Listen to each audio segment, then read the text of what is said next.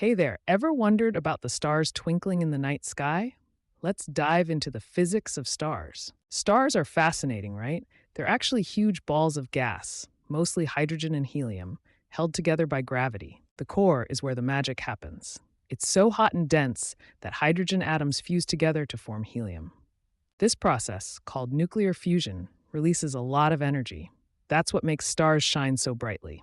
Over time, stars evolve and change. They can become red giants, white dwarfs, neutron stars, or even black holes. The Hertzsprung-Russell diagram is a cool tool astronomers use to classify stars based on their temperature and brightness. We've learned a lot about stars, but there's still so much to discover. Like, how do black holes really work? And what about dark matter and dark energy? They make up most of the universe, but we know so little about them. The future of astrophysics is exciting.